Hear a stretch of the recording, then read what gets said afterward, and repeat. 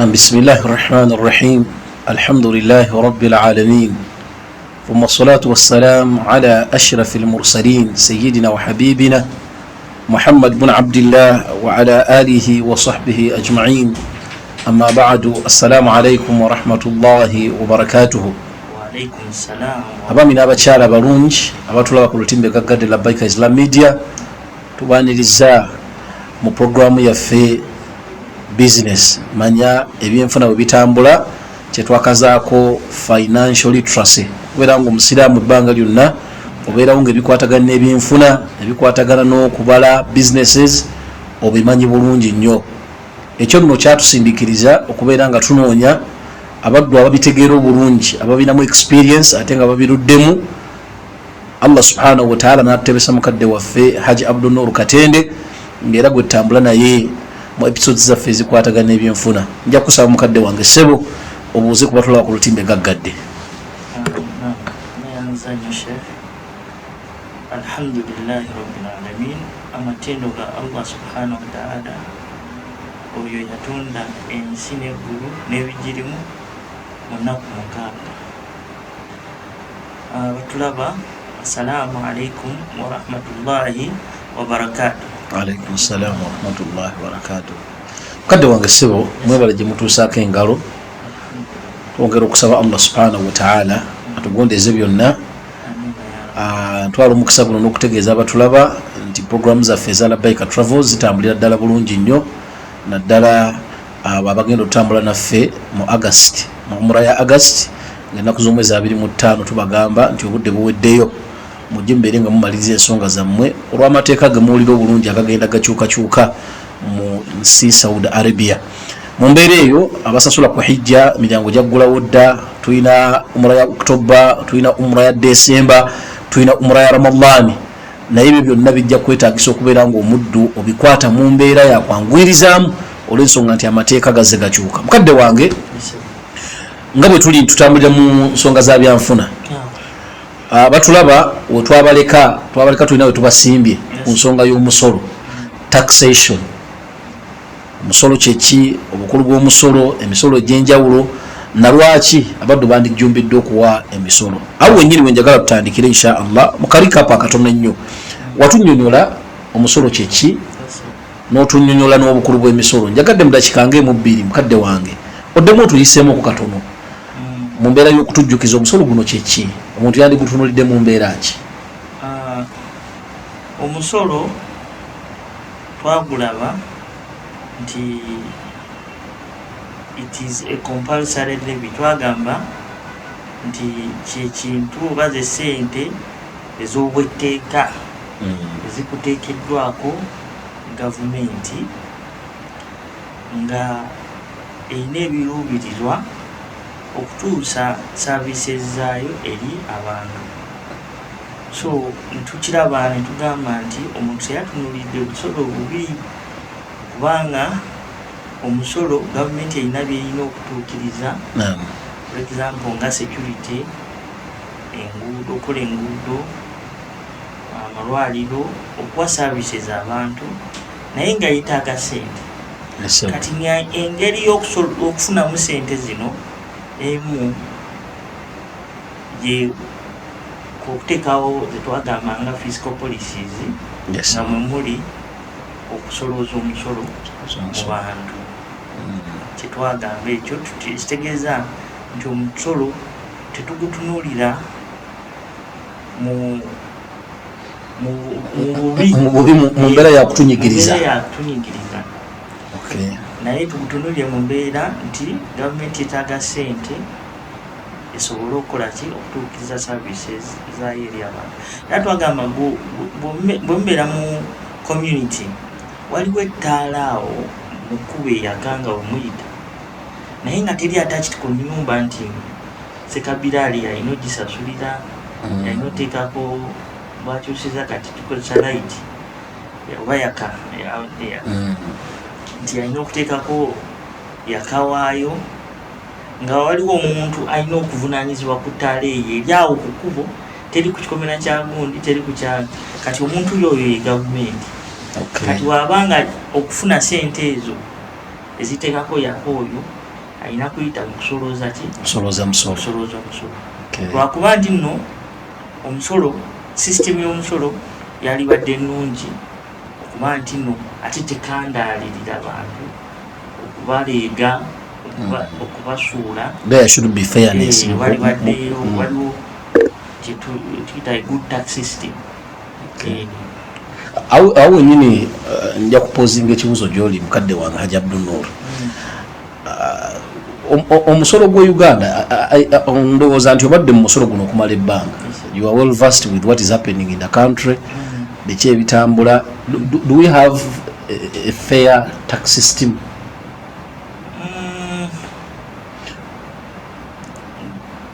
And kati ekibuuzo ekyo kirisa ansi eyinza okubeera eyinza okubeera wakati wa ye nedda. Yes or no. Kubanga waliwo ensi z'otunuulira ezimu ng'ate omusolo guli waggulu nnyo okusinga ogwa Uganda. Ate n'otunuulira ensi endala ng'ate ogwa Uganda guli waggulu nnyo okusinga neki. Kati if you are comparing countries oba different systems obonga okubaganya ebirowoozo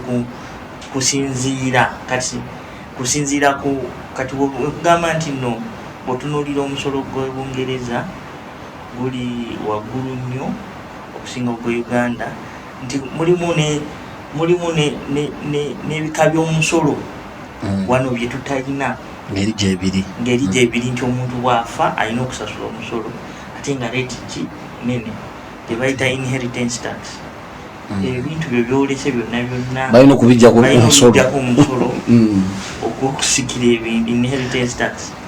Ate wano nga teguliwo. Kati kyengezaako kugamba nti ekibuuzo ky'obuuziza kisobola okubeera yes or no, naye nga kisoboka okuba nti nno tufuna system abantu bonna gye bakola ki. The reason as to why ekindeetedde okubuuza ekibuuzo ekyo olina akantu kokonyeeko ng'onnyonnyola omusolo n'ogamba nti abantu tebateekeddwa kutunuulira musolo bubi naye ng'ekifaananyi ekigazi wano mu ggwanga nange kennyini ayogera ffenna omusolo tugulaba ng'ekibonerezo naye ng'ebituleetedde okukirabanga ekibonerezo ekindeetedde ekibuuzo ekyo omuntu ono atulaba ategeere either anoonye butya bw'ategeera sisitimu eriwo naye nga yo sisitimu eri fair oba tunoonye butya butereeza sisitimu eriwo teri fair. kutereeza system nti for example tax rates bwe zikendeeramu omuntu abadde asasula income tax 30% nebeera nga income tax eri ku 10% kireeta ng'ekiri fair nti VAT bwaba ku 18% kyalibadde nakkirirako oba ku 9% kiyinza okubeera fair eri omuntu nti omusolo guno administratively nti bwe guba nga tegutunuulidde nnyo ordinary people oba nga ojja okulaba nti omusolo omuntu yenna omukozi ye omusolo gumukola ki gumugendako mangu kasobeera nga okolere omuntu yenna pay as you earn ajja automatic ate ogenda okulaba nga ate abagagga bagenze tebasasudde nga n'oluusi gavumenti yennyini yabadde tax exemption yo yennyini ng'ate abamu balina exemptions. Kati kyalibadde ndowooza kyengezaako okugamba nti bwe tutereezaamu mu system omusolo si mubi nnyo omusolo gwa Uganda si mubi nnyo singa tutereeza implementation y'enkwata yaagwo singa tutereezaamu kibeera accommodative ne tuddayo eri omanyi omusolo guno good tax system waliwo principles zirina okubeera kati bwe tuzigenderako ennyo ne tulaba nti guli fair guli affordable mwangu gwa kubala tugeza ojja kulaba nga ebintu bikola ki bitambula naye ate jjukira nti waliwo ne gavumenti erina mandate okukola ki okuŋŋaanya ssente esobola otuusa services oba ekireesemu obuzibu is the gap between tax collected and the implementation bye tusuubira okuva mu musolo because era abannayuganda bangi on the streets and wherever gye tuyiteeya agamba nti ze sandifuddeyo nsasudde musolo gwenkana ki naye kasita gubanga guli visible ngulaba mu bintu ebineetoolodde amakubo malungi amalwaliro nsanzeyo eddagala abaana bange amasomero wegaliga amasomero malungi ngagamba nti sandifuddeyo nnyo naye n'omusolo gwennyini gwe tusasula mungi naye tetulina kyetulaba. I don't know if it's a political question. It is political. Omanyi agamba nti taxes are non-quid pro quo. Nti bwe wakuggyako omusolo tosuubirayo nti no service nti eno esaavisi gyenfunye okuva mu musolo gwange guli gwe nasasula nti kati naye nga singa service delivery ebanga eri visible ng'erabika it is like a motivator kimotivatinga abantu okugamba nti katusasule nasasula omusolo mu bulungi ng'abamu tebakoze na avoidance tebakoze evasions tebekwese tebakoze eki osanga abantu nga bali mu smuggling nefuka nayo economic activity nga yekwekekaki singa guba nti nno nti amanyi nti bwensasula guno omusolo maama bagenda mukolaki mujjanjaba okijjayo bulungi nti wesasula omusolo maama wange gyali mu kyalo bw'ana agenda mu ddwaliro kozesa center 4 ajja kusangawo obujjanjabi tayinza kwevendinga musolo yajja n'okubulira nti no gundi ono neighbor ave akoze eki atayagala sasula musolo kyokka nga atalina abaana bangi. I was talking to a colleague ali mu URA mu bitongole byamu gye mbeeramu n'agamba nti mwe mugamba nti gavumenti esoloza omusolo mungi naye n'agamba nti naye ffe bwe tutuulira ku tax grid even abantu bateekeddwa okusasula omusolo mu Uganda abali ku tax grid they are not even above 2%. Namugamba nti naye why lwaki mumutuulirako ensonga lwaki bali ku that level.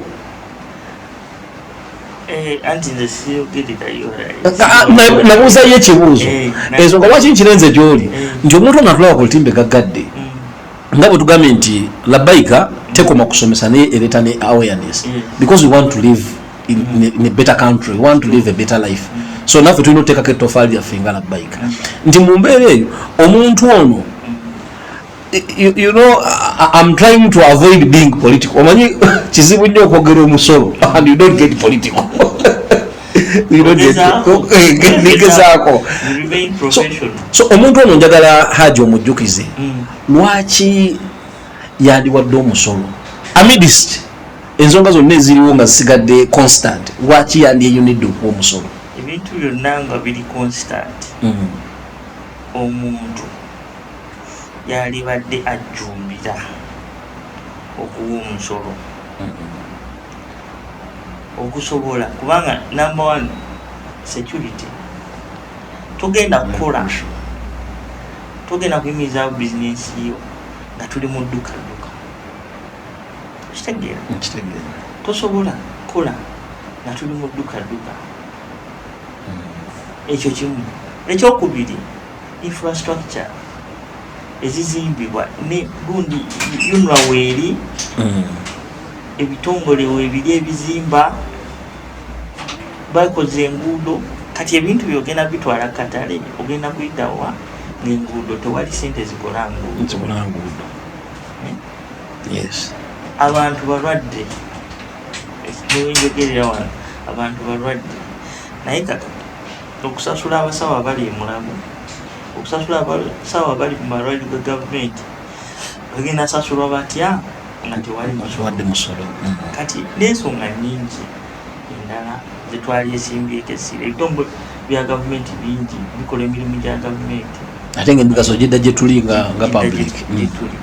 Kati bw'otasasula musolo services ezimu tezigenda kukola ki tezijja kutambula kyo kituufu tezijja kukola kujja tezijja tutuukako. Kakati tusaba nze nkubiriza abantu mujjumbire okukola ki okuwa omusolo batekinge their responsibility y'aba implementers bagibalekere ffe tukole paati yaffe nga the masses kiri ekyaba tugavaninga okuteeka ebintu bino mu butuufu bwabyo tusigale nga tukyakidimaninga through the right channels tomanya lwalonda b'MP bavunaanyizibwa ku nsonga ezo goberera ensaasaanya y'essente kati bo bakola ogwabwe tukole gwakola ki gwokusasula omusolo. Ndowooza it's high time ku political rallies tuli mu season ya byabufuzi, tuli mu election seasons, nti kyekiseera ndowooza abantu batandike okubuuza ebibuuzo ebitugattako. Oyagala tukuwe gwe mupi policies kizogenda okuteerayo kwekikwatagana n'omusolo. Kati oyinza okugamba wano Ssekabiraali ng'ogamba n'ovuma URA naye URA ekoze eki? URA ekoze eki? Ba-implementinga policies zivudde eri. Ba-implementinga amateeka agabagibwa ba-member parliament betwasindika. Kakitegeeza gw'omulonzi gwabaga amateeka ago gwe wennyininyini Ssekabiraali ngo indirectly mu muntu oyo gw'osindika mu parliament n'agamba nti etteeka lino leka tulabe ligamba ki musolo kuki ku mwanyi tiliyite oba kitegeera liyite n'aliyisa gwabeera agulirunze. Kati era eyo bwe bagiwa nti no emwanyi tugijjeko ekyenkanidde bwe kiti tax rate yeeno ba taxpayer be bano collecting omusolo ngekola ki ngejjange kugamba nti leeto ki omusolo. Kati nojjaano n'ocomplaininga ng'obulaminga URA naye nga gwe nyini gwe yakola ki ebintu bino gwebikola gwewabaga amateeka kubanga oli atudde mu parliament wali okutuusa atuusa ddoboozi lyo era ekimusasuza kutuusa ddoboozi ly'abantu. Kyokka ffe twali tulonda twagamba nti ne famire ya gu naye genda eriyeko. Era tekiise kirungi muntu kuvunaana ofiisa wa URA. Some even want to fight them. Ekifaananyi ky'omusolo kifudde nnyo mu nti batuuka n'okulwanyisa ba officers waliwo ne be batta naye nga azze kukola mulimu gwe. Waliwo bagenda okukyeka ofiisi naye ng'akoze eki aimplementinze amateeka. Memba wa parliament ngayimbira n'agamba nti yes. Kati ekintu ky'omusolo tukimbracinge tukitwale nti no ffe twabaga amateeka ago. Bw'olaba rate ya income tax ng'eri 30% kitegeere nti gwe wagiteekawo. Kati omusolo bw'ajja n'agamba nti munna olina okusasula ssente zino gwe wakola ki? Kati nkuwayo example. Tulina abasuubuzi babagamba mulina osasula ki income tax, mulina ofilinga return, mulina okola ki. Ne bagamba nedda ffe tuli bantu tetulina sente zikwa hiringa baani ba accountant tetulina sente okufilinga return kigenda tujjako sente nyingi n'obudde tetubulina tetusobola nakuuma bitabo. Badministrator ne baddayo ne batuula ne bagamba n'abantu tubayambe tutya ne bateekawo kye bayita presumptive tax nti estimatinga nti nze ndaba nga wendi bwe ati nina kusasula zino kati baziteekawo ne bateekawo ne schedule nti alikola kino sasula sente bweziti renti weyayo bwati agenda kukola ki kusasula emitwalo 24 ono asasule emitwalo 3 ono asasule emitwalo 5 nga kivudde mu ddoboozi ly'abantu bayamba. Kati enkeera bw'ojja nga bamaze obbiisa nga ng'ofiisa n'ogamba nti owaaye sebo presumptive tax tonaana kusasula omusajja nga mukambwe nnyo okitegeera naye nga kyozza omugamba lyeryaddoboozi lye kyeyasaba ne bakimplementinga ne bagenda ne mu parliament ne bakiyisa ne bamugirawo okufayiringa ebitabo ne bamugirawo okukola gyonna bwekwata kwasi sente zino sasula busasuze oba okitegeera. Kati naye eyo nature yaabwe oba there is still an information gap gwokiraba otya nakyo nayo eyinza okubeera as you are done enough to sensitize people. I believe abantu tuli mu kwebuzaabuza oba gwe yora ete kutukangako sebe ntukako era ndi musasuzi wa musolo neba ku TV abantu balina TV radio abantu balina babeera TV tulako gataliiko nfuufu program yala wezite tutulako lwaki naye bazze to the extent nti eno bateekayo ne container mu basuubuzi ne babeeraawo ne bayisaamu ebizindaalo ne bayisa abantu mu enkiiko nyingi bagenze mu different bagezezaako they have tried bagezezaako so ndowooza ekisigalidde kyekyo kyoyogeddeko mu kusooka nti tukyayina negative attitude towards omusolo tulabanga abatubba anti omuntu alaba n'agamba nkoze emitwalo 10 nzikoze nzekka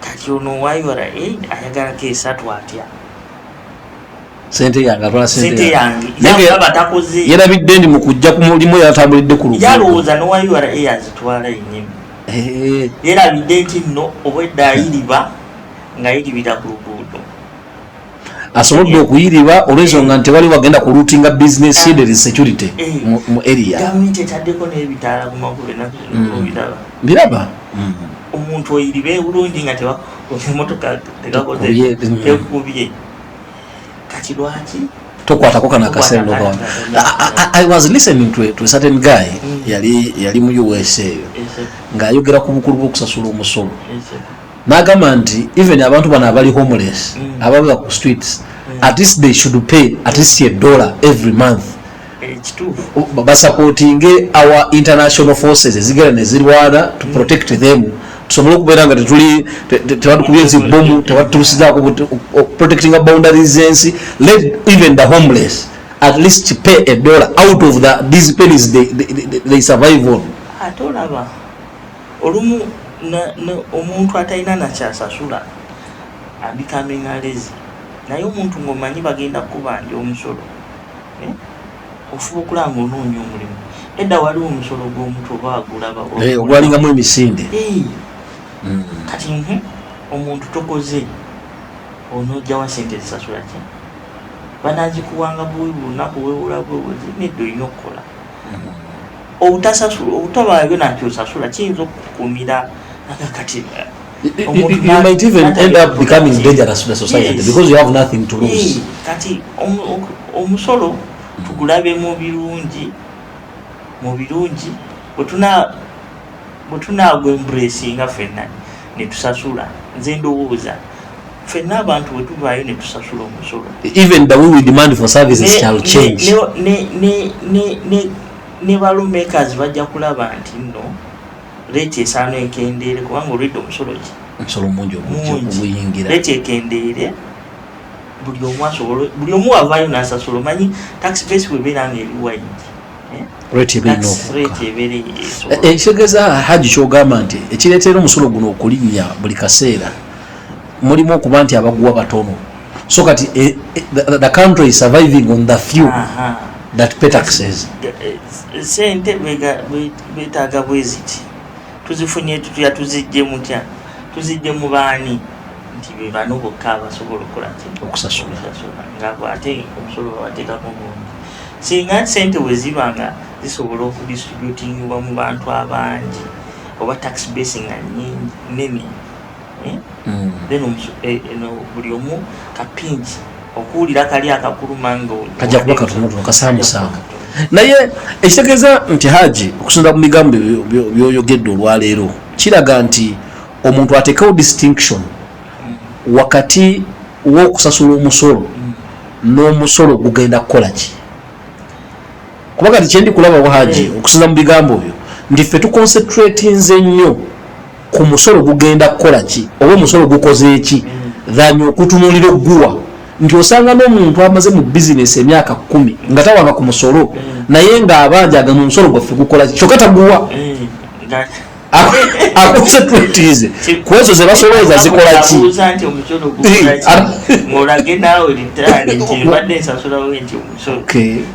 ndowooza kiri kijja kubeera kyangu ekyokukyuka kiri kyetwagala omanyi omuntu alina okubeera omugezi tetumugamba nti okufolowinga omusolo gukoze eki kibi si kibi naye waliwo ebintu ebimu by'obuusa amaaso omusolo gwe bikoze eki gwebikola nga byowa ebiri omusolo gukola ki gukola ebintu ebyo naye tugamba nti ffenna we tunaawa osanga n'ekyo gwe kyoyagala wekyowulira temuddwaliro temuli ddagala bw'onoowa nemuddalira amadagala ganakola ki kyenvujemu mu bigambo byo Haji nti it's better to demand for the services when you've put something there than demanding for the services nga nawe okimanyi bulungi nnyo you've been evading tax for the past 20 years tosasula so Haji okijjayo bulungi nnyo nkakasa nti abatulaba bategedde obukulu bw'okusasula omusolo amazima gali nti engeri gyokitemyetemyemu kiragira ddala nti omusolo should be part of us should be part of our lives ndoza tulina nokukinculcatinga mu baana it should be a culture gye tulina okuteeka mu baana bakule nga bamanyi nti balina responsibility eyo contributing kukola kw'ensi yaabwe nga bayita mu kusasula omusolo ekyo tukikoze tutya Haji okukiteekateeka mu baana bano okuva wansi ekimu kubasomesa nga bwe basoma amasomo amalala nti bwe tu incorporatingamu knowledge about taxes mu curriculum nakyo kiyambako sensitize abaana bato babuulira nobalaga ebirungi ebiva mu kuwa omusolo nobalaga omusolo kyebikoze abaana omuntu atandika okukola ki aveno mutonga akuze ng'akimanyi obukulu mu curriculum yaffe obugitunamu ekiri do we have it or tekirimu mu education system yaffe ekyo anti kakijakyuka bagikyusaamu badde sinabagitula was it there mu nkadde kyalimu ba era mwalimu questions eyo ezimu bw'otunuulira abato nga primary mwalimu questions ezitending toward omusolo naddala mu social studies naye I don't think ndi kimala kuba amazima gali nti fe abamu tutegedde obukulu bw'omusolo nga tutandise kukola business nga tuli eno waggulu gulase tukosa bongeremu amaanyi nga bwe bakireeta mu sex education because waliwo gap nnene knowledge gap kumana okutegeera ebintu bino ne bagamba nti no this should be included in the curriculum mwana ave nga bino abitegedde mwana ategere puberty kyeki changes mu bulamu kyeki byonna ajje nga abitegeera ndowooza even this simanyi bala bayika tunakipushinga mumutuuka ku banene tusooke tukebere tutunulire curriculum byerina tusobole okufuna ba consultants ne bajja wano ne batuwulira eyo we should invite one kubanga kyendabyemu nti ekirisinga otusumbuwa tulina ebintu ebituguddeko obukulu naye nga singa tubaddemu ne system nga mwebiri campus ozirabako mu masomero nti URA egenze to secondary school to sensitize abaana tebannatuuka kukola URA eyina clubs ku universities. I'm looking because when you talk about university is a university it's a little bit at a higher level ndikutulira I'm more concerned about wansi wano kubanga omusajja yakola court nagamba nti abaana children should pay tax gagamba nti omwana bwajja okubaako n'ekintu kyagula omugamba nti kino ekikumi kya switi kino ekikumi ekirala musolo switi omuguze siringi 2 naye switi wa 10 kino ekikumi kya musolo wege ekoli ogenda ovugirako akagaali kukalongo ddayo ewaka so mwana naava obutonga amanyi obukulu bw'omusolo n'emigaso gy'omusolo practically mu bulamu bwe ffenna ndowooza tuli responsible ku ekyo namwe mulina abazadde ogenda mu supermarket n'ogula ebintu ne bakuwa ne receipt nga kuliko ssente z'ebintu ne ssente z'omusolo kati omwana wali omutuuzizaako awo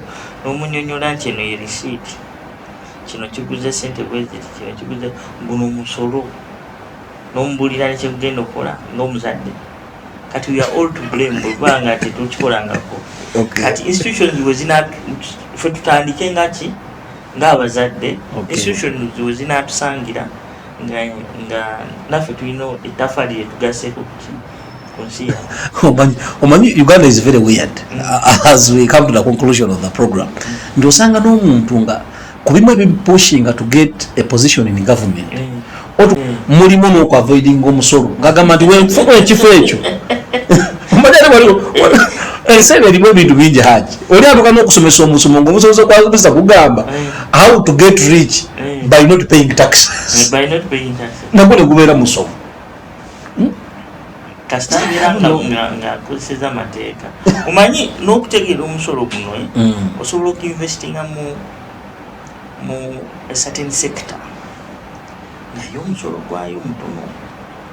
For example nga sector ng'eri zero rated nti omusolo guliko guli 0%, n'oteekayo ogenda kuba ngaowa omusolo muto. Oyinza okuwa income tax naye nga VAT akoze eki avuddeko. Kakati sensitization kikulu, okusomesa abantu naddala abaana kikulu nnyo. Tugezeeko ffenna okubasomesa.